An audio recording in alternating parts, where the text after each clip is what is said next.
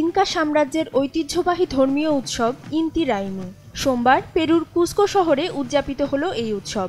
শীতকালকে স্বাগত জানাতে বছরে একবার সূর্যের প্রতি শ্রদ্ধা জানিয়ে এ ধরনের উৎসবের আয়োজন করা হয়। অংশগ্রহণকারীদের নাচ, গান, রঙিন সাজসজ্জা ও একে অন্যের মাঝে খাবার ভাগাভাগির দৃশ্যে মুখরিত হয়ে ওঠে পুরো শহর, যা দেখতে স্থানীয় বাসিন্দা সহ বিদেশি পর্যটকরাও ভিড় জমান।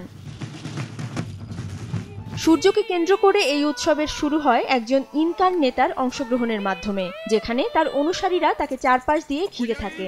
এরপর তিনি একটি পাত্র থেকে মাটিতে চিচা নামক প্রাচীন ইনকান পানীয় ঢেলে দেন মাদার আর্থের উদ্দেশ্যে নিবেদন হিসেবে। উৎসবের শেষ মুহূর্তে সূর্য দেবতা ইন্তির উদ্দেশ্যে প্রতীকী পশু বলি দেয়া হয়। পরে পুরোহিতরা সেই প্রাণীর হৃৎপিণ্ড আগুনে ফেলে তাহুয়ানতিনসুও সাম্রাজ্যের ভবিষ্যৎ নির্ধারণ করেন। নগদের কাছে সব গ্রাহকই প্রিয়, তাই তো সারা দেশে ক্যাশ আউট চার্জ সবচেয়ে কম। ইনকান সম্রাটের উপস্থিতিতে শেষবারের মতো 1535 সালে ইন্তি রাইমি উদযাপন করা হয়। তবে 1572 সালে স্প্যানিশ ভাইসরয় ফ্রান্সিসকো দে টলেডো এটি নিষিদ্ধ করেন। তার দাবি ছিল এটি ধর্মবিরোধী মূর্তি পূজার একটি আচার। অধরা শ্রেয়সী অথই, সময় সংবাদ।